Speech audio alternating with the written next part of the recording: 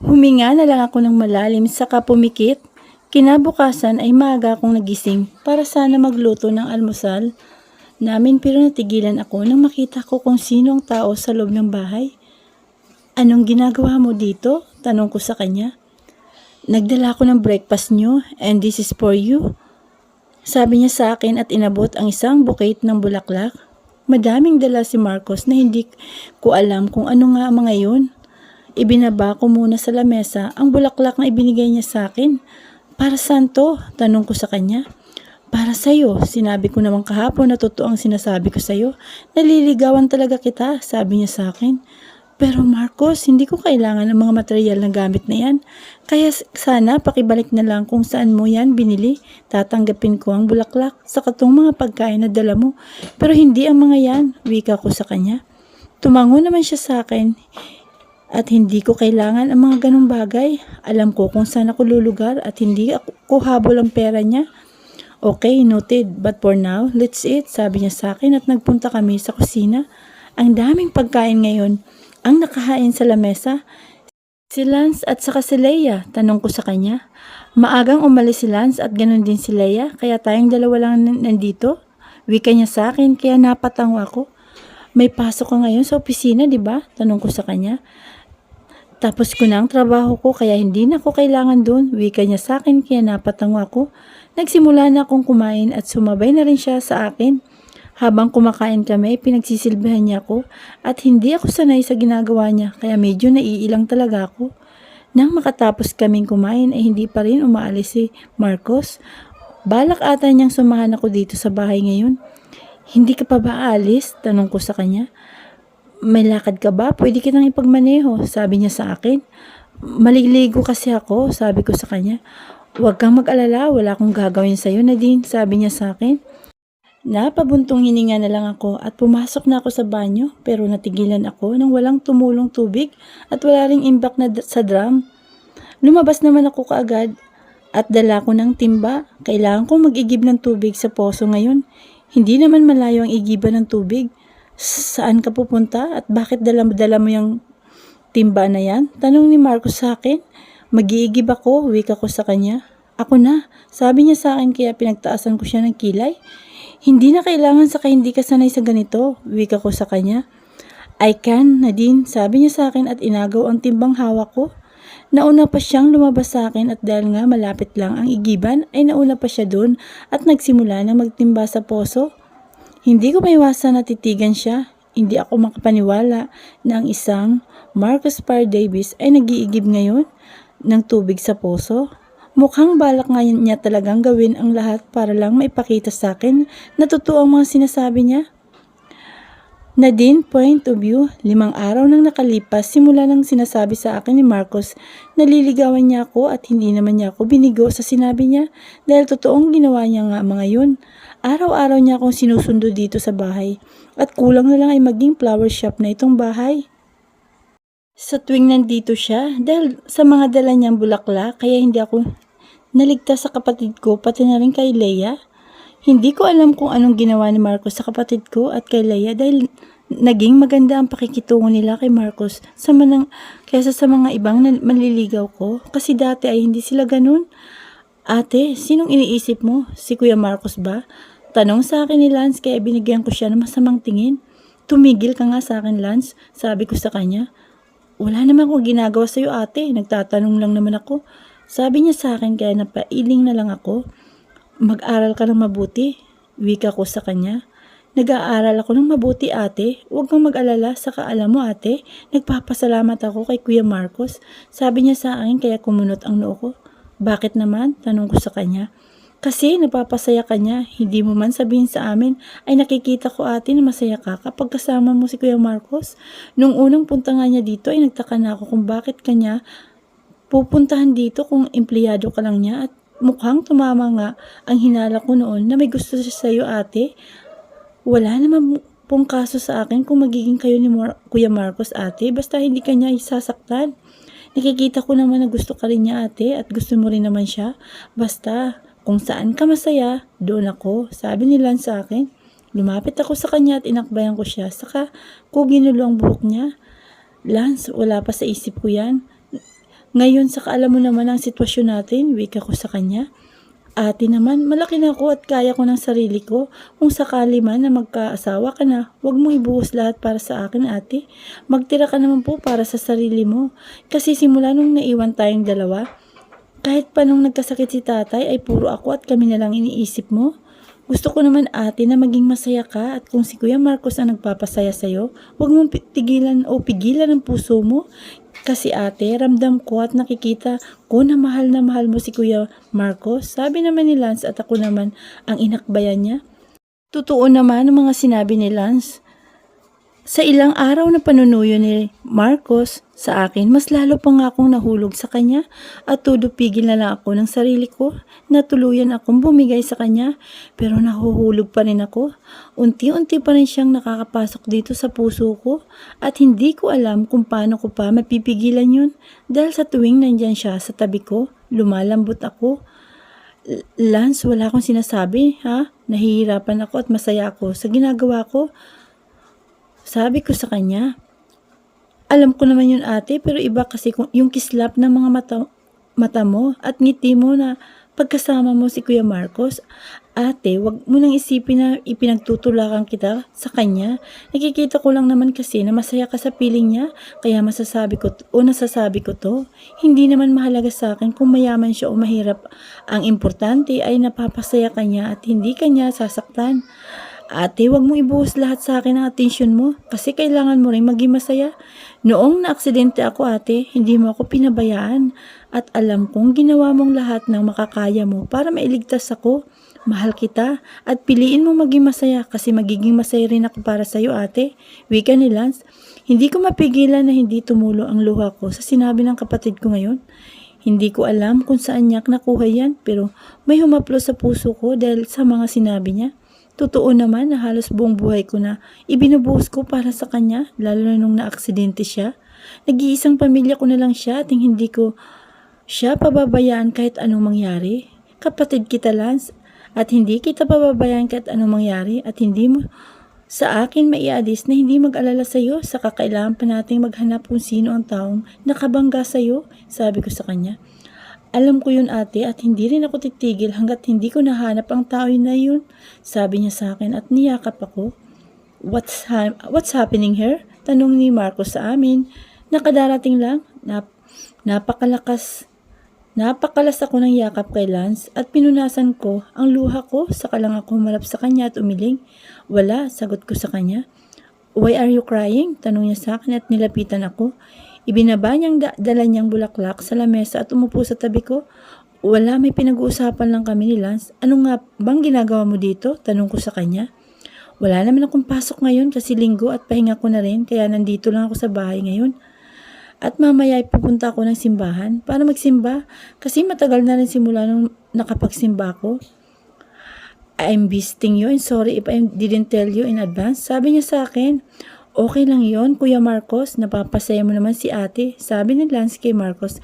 Kaya pinanlakihan ko ng mata si Lance. Pumasok ka na doon ha, sa kwarto mo at mag-aral ka na mabuti. May exam ka pa bukas ha, sabi ko sa kanya. Okay ate, aalis naman talaga ako para makapagsolo kayo ni Kuya Marcos. Sabi niya sa akin at napailing na lang ako. Umalis na siya para pumasok sa kwarto niya, kaya naiwan na lang kaming dalawa ni Marcos ngayon dito sa may sala.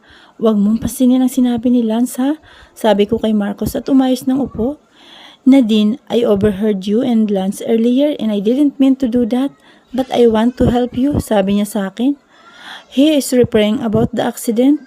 Huwag na Marcos, nakakahiya sa'yo, wika ko sa kanya. Problema namin yun. Problema ko yun at hindi ko siya dapat ilamay sa problemang meron ako. Isa ang aksidente ni Lance sa naging dahilan kung bakit kami nagkakilalang dalawa at kung bakit ko rin ibinentang sarili ko.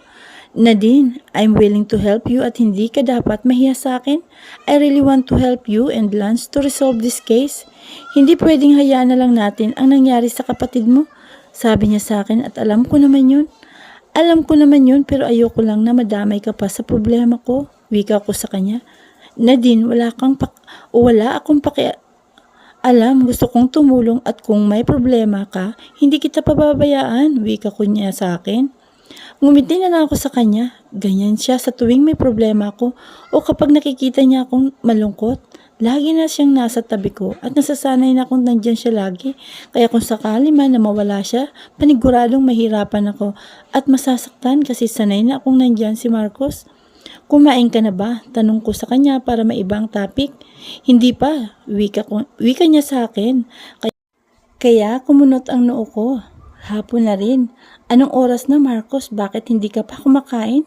Baka mamaya magkasakit ka na naman yan. Tanong ko sa kanya. I went to the company earlier to finish some work and I don't have the time to have some meal.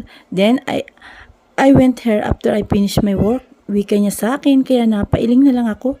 Tumayo ako para pumunta sa kusina at tingnan kung meron pa ba kaming ulam. Nagluto kasi ako kanina at sana lang ay kinakain ni Marcos ang ganitong klase ng pagkain. Sa tuwing nagluluto kasi ako sa kanya ay puro karne at isda lang madalas ang niluluto ko at kung gulay naman ay minsan lang pero hindi yung ganitong klase.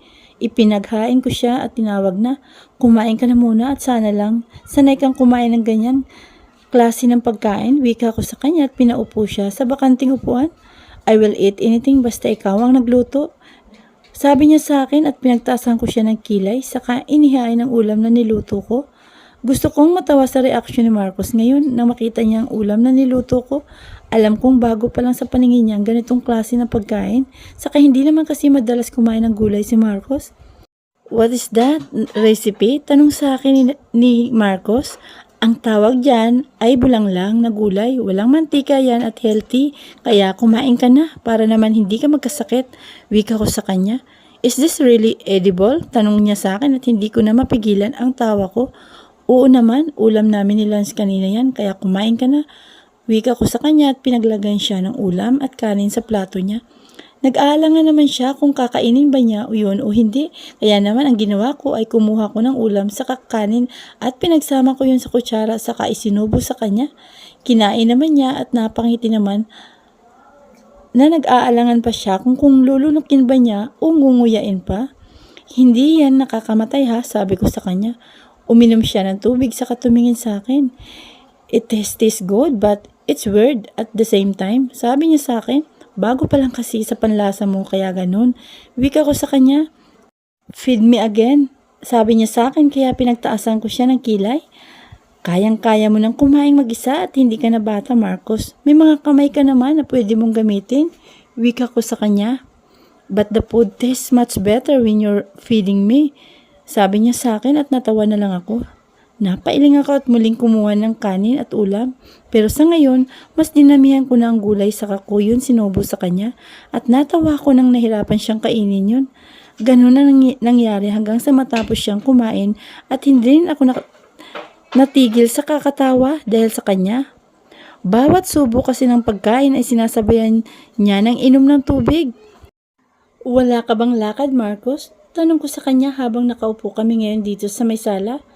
Ilang oras na rin ang nakalipas pagkatapos niyang kumain at kailangan ko na ring umalis para magpunta sa simbahan. I clear my schedule today to be with you, wika niya sa akin. Aalis ako ngayon, wika ko sa kanya. Where are you going? Tanong niya sa akin. Pupunta ako sa simbahan, sagot ko sa kanya. Why? Tanong niya sa akin. Ano bang ginagawa sa simbahan, Marcos? Tanong ko sa kanya. Magpapakasal, sagot niya sa akin at inirapan ko siya sa kalokohan niya. Magsisimba ako, kung gusto mo ay sumama ka na sa akin para naman bumait ka, wika ko sa kanya. Okay, I will accompany you, baka kasi bigla man kung sagutin mamaya, idi ituloy na natin sa kasalan. Sabi naman niya sa akin kaya napairap ako. Puro talaga siya kalukuhan pero wala naman di masama dahil nandun na kami at kung gusto ba niya bakit hindi.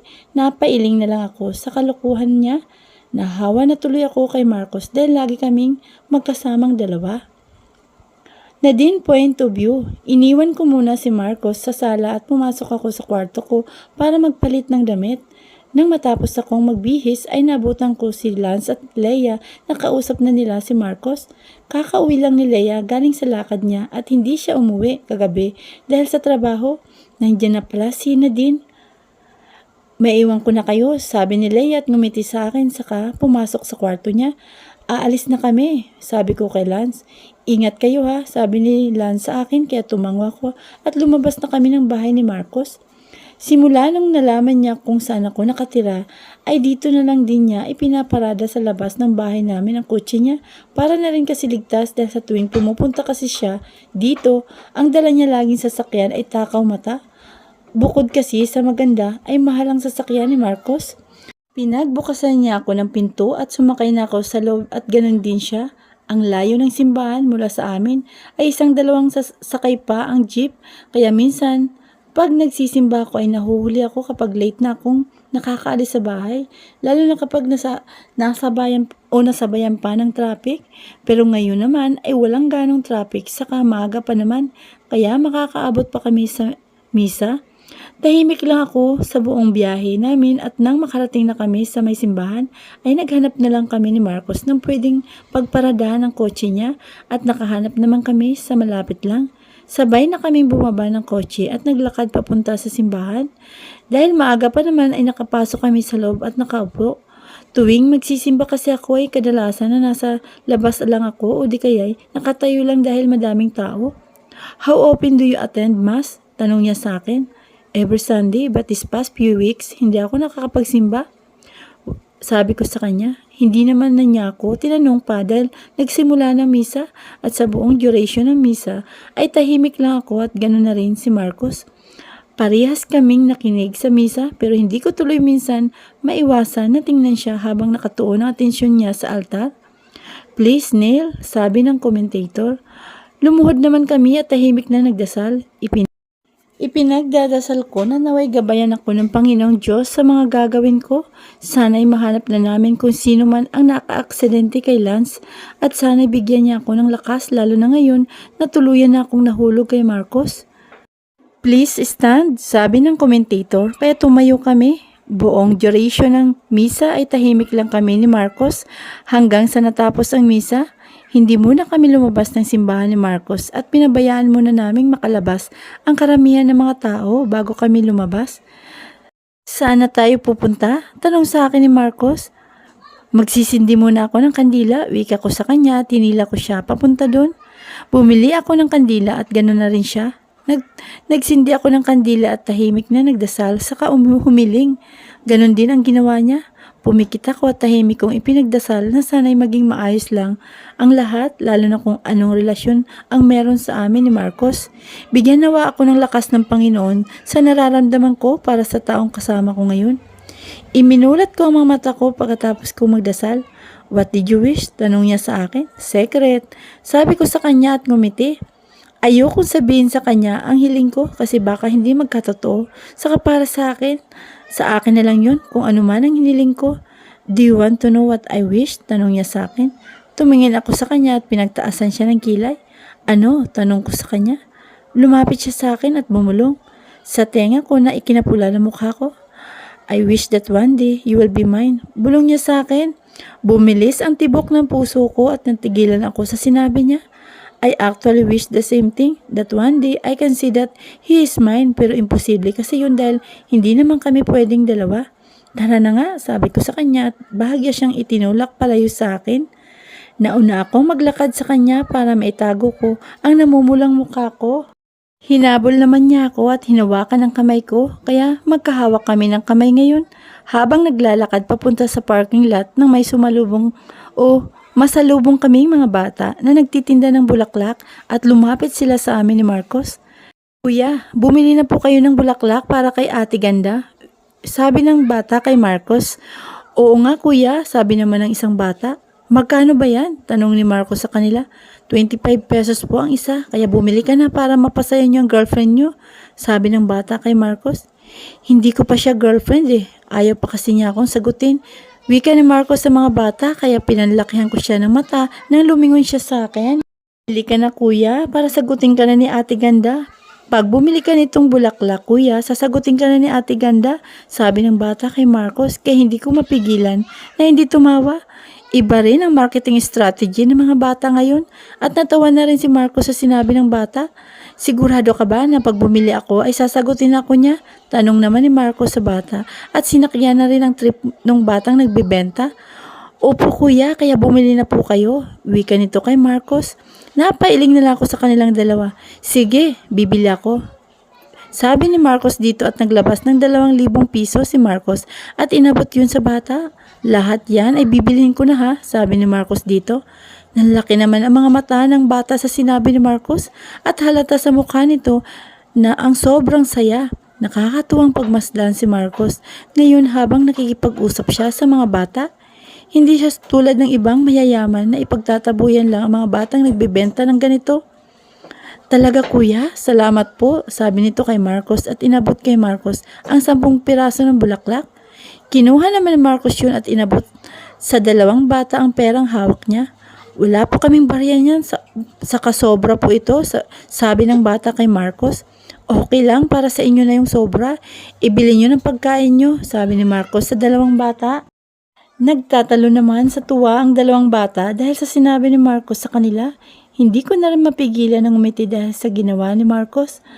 Ate, sagutin mo na si Kuya Pugi, sabi ng mga bata sa akin at masayang umalis. Tiningnan ko si Marcos at nagkibit balikat lang siya, saka inabot sa akin ang bulaklak na binili niya sa 2 bata. Tinanggap ko naman yun. Dagdag na naman to sa bulaklak na dala niya kanina lang. Halos lahat ng bulaklak na ibinibigay niya sa akin ay tinatabi ko lahat yon sa kwarto ko.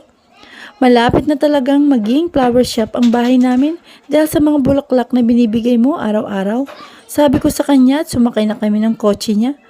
I love giving you flowers, Nadine, because I know it makes you happy. Wika nito sa akin. Totoo naman ang sinabi niya dahil napapasaya nga ako ng mga bulaklak na ibinibigay niya. Wala naman akong hinihingi na kahit ano sa kanya. At noong unang araw nang naliligaw siya ay sumakit lang ang ulo ko sa mga dinala niya sa bahay. Ang dami kasi niyang dalang mga mamahaling gamit na hindi ko naman kailangan kaya kahit ayaw niyang iuwi ang mga yon ay wala siyang nagawa. Ang naiwan lang sa bahay noon ay ang dala niyang bulaklak at ang mga chocolate na si Lance ang kumain. Thank you, wika ko sa kanya. Thank you lang, tanong niya sa akin kaya lumingon ako sa kanya.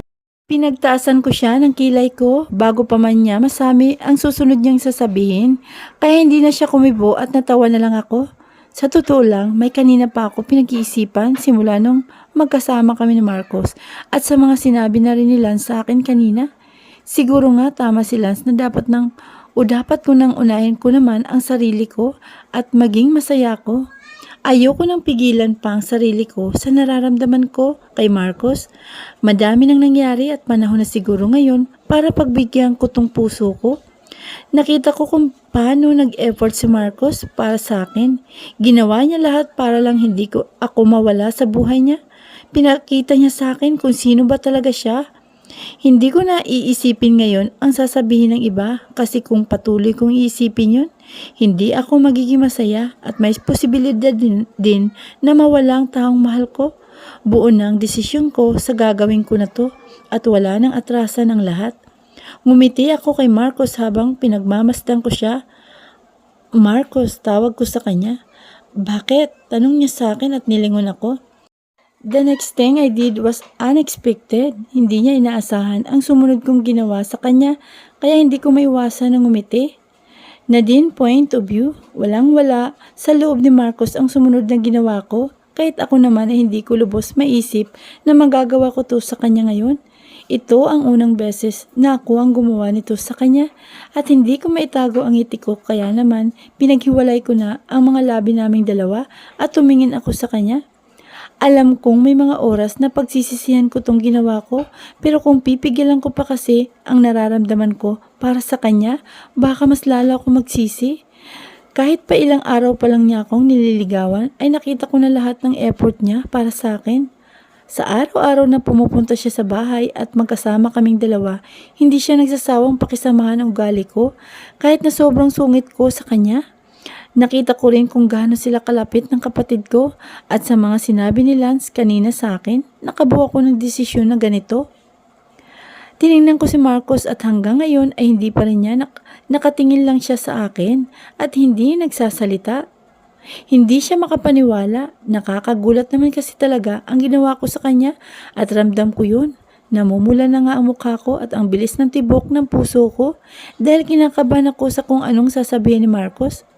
Ganyan na lang ba magiging reaksyon mo? Tanong ko sa kanya at pinagtaasan siya ng kilay sa kabahagyang itinulak para naman magising ang diwa niya. Did you just kiss me? Tanong niya sa akin at bahagya akong natawa dahil doon. Ganyan palang reaksyon mo pag hinahalikan ka, natatawang sabi ko sa kanya. Hinawakan naman niya ang mga kamay ko kaya tumigil ako sa kakatawa ko at seryoso siyang tiningnan kasi hanggang ngayon ay seryoso pa rin ang mukha niya habang nakatingin sa akin. Why did you suddenly kiss me, Nadine? Tanong niya sa akin. Alam ko naman na itatanong niya yun dahil hindi naman ako yung klase ng tao na basta-basta na lang siyang hahalikan. Tinutugon ko ang mga halik niya pero hindi ako ang unang humahalik sa aming dalawa. Ngayon lang. Ano ba sa tingin mong sagot, Marcos? Tanong ko sa kanya. You like me? I know, but I need to hear the answer, Nadine, because honestly, there's a lot of going inside my mind right now. And I need to know. I need to be sure, Nadine, sabi niya sa akin. Ask me the right question and I will answer you back, Marcos. Sabi ko sa kanya at ngumiti. I'm waiting for him to ask me the question and I'll answer it with a satisfying answer. Will you be mine, Nadine? Tanong niya sa akin. Yes, sagot ko sa kanya at ngumiti. Nanlaki ang mga mata niya sa sinabi ko at bigla akong hinila palapit sa kanya kaya nakayakap na siya sa akin. Yumakap na rin ako pabalik sa kanya at hindi ko maiwasan ng ngumiti. I'm happy to be with him. I hope that he won't hurt me. He is my first and my everything. I'm so happy, Nadine. I never been this happy in my life, sabi niya sa akin. Huwag kang OA dyan ha, sinagot lang naman kita, sabi ko sa kanya at humiwalay na sa yakap niya. I'm not overacting, Nadine. I'm so happy because I've been waiting for this day to come since the day I met you. Sabi niya sa akin. Huwag mo na akong bulahin dahil tayo na, sabi ko sa kanya. Hindi kita binubola dahil totoo ang sinasabi ko sa'yo at dahil sinagot mo na ako. Kailangan nating i-celebrate to, sabi niya sa akin. Pinaandar na niya ang kotse niya at umalis na kami. Nahawak pa rin siya sa kamay ko habang nagmamaniho siya at hindi ko alam kung saan kami pupuntang dalawa. Pero masaya ako na kasama ko siya at sinagot ko na siya. Alam kong hindi madaling maging parte ng buhay niya pero pipilitin kong gawin lahat ng makakaya ko para maipagmalaki niya ako. Hindi man ako katulad ng mga babaeng nakapalibot kay Marcos at alam ko rin na malayo ako sa babaeng minahal niya noon. Sa totoo lang, hanggang ngayon ay natatakot pa rin ako kahit na sinagot ko na si Marcos dahil may posibilidad pa rin na sa isang iglap mawala siya sa akin. Anong iniisip mo dyan? Tanong niya sa akin. Saan ba tayo pupunta? Tanong ko sa kanya. Let's have some dinner to celebrate this day. Sabi niya sa akin. Saan nga tayo magdi-dinner? Tanong ko sa kanya. Anywhere you want, Nadine. Sabi niya sa akin at hinalikan ang kamay kong hawak. Kaya pinamulahan ako ng mukha. Magluluto na lang ako kaysa sa labas tayo kumain. Wika ko sa kanya. Special ang araw na to para sa aming dalawa at mas gugustuhin ko pang magluto ng pagkain namin kaysa sa isang restaurant kami kumain na dalawa. If that's what you want, then let's go to my unit, sabi niya sa akin. May gamit ka ba? Tanong ko sa kanya. Sa pagkakaalala ko kasi wala naman na siyang stock sa unit niya dahil naubos na yun. Then, let's go to the nearest grocery mall to buy the things that you need. I'm excited to have dinner with you. This is the first dinner that you are my girlfriend, Nadine, sabi niya sa akin. Ang saya na mukha niya at ganun din naman ako. Masaya ako sa piling niya ngayon at tama nga siguro na sinagot ko na siya. Wala naman kasi sa kung gaano katagal niya akong niligawan. Nasa effort niya yun kung paano siya makisama sa akin at sa mga taong nakapalibot sa akin. Matagal ko naman nakita kung sino ba talaga siya. Nag-away na kaming dalawa. Alam ko na kung paano siya magalit at kung gaano siya kaseryosong tao. Sinimulan ko na rin nabuksan sa kanya ang buhay ko at madami na rin siyang alam tungkol sa akin na hindi ko naman inililihim sa kanya. Nang makarating kami sa isang grocery store ay sabay kaming lumabas ng kotse ni Marcos at magkahawak ang kamay kaming pumasok sa loob. Siya ang kumuha ng pushcart at nagtutulak noon habang nasa tabi lang niya ako at tumitingin ng pwede kong maluto mamaya. Ano bang gusto mo? Tanong ko sa kanya. Anything na din, sabi niya sa akin. Ipagluluto na lang kaya kita ng kinain mo kanina? Wika ko sa kanya at natigilan siya. Gusto mo yata akong i-torture? Sabi niya sa akin kaya natawa ako. Ano ba kasi talagang gusto mo? Para naman may ideya ko. Wika ko sa kanya, let's cook pasta and steak for tonight. Sabi niya sa akin kaya napatangwa ko. Okay, sabi ko sa kanya at pumunta kami sa noodles section para pumili ng noodles na gagamitin ko. I'm planning to make one of my dream pasta dish that I saw last time and I hope I can cook it right. Hindi naman ako professional cook at nakabase lang ako sa kung anong alam kong lutuin. Pero ngayong araw na to, gusto kong subukan ng isang dish na matagal ko nang gustong gawin. Pero hindi ko magawa dahil wala akong oras dahil busy ako sa trabaho. Kinuha ko ang mga kailangan ko at kumuha na rin ng mga gamit para sa unit ni Marcos dahil wala na siyang pagkain. Kaya ang dapat na pagbili lang namin ang iluluto ko para mamaya ay nauwi na sa grocery shopping ng mga kailangan niya sa unit niya. Pagkatapos naming mamili ay inilagay na yun lahat ni Marcos sa kotse at umalis na kami para pumunta sa unit niya. Hindi naman nagtagal ang biyahe namin dahil malapit lang at nang makarating kami ay naunang bumaba sa akin si Marcos at ipinagbuksan niya ako ng pinto kaya bumaba na rin ako at siya na ang nagdala ng mga pinamili namin. Lalo na ng mga mabibigat. Ayaw pa nga niya sana akong patulungin na magbuhat pero nagpumilit lang ako. Sumakay na kami sa elevator at saglit lang ay nakarating na kami sa top floor kung nasaan ang penthouse niya.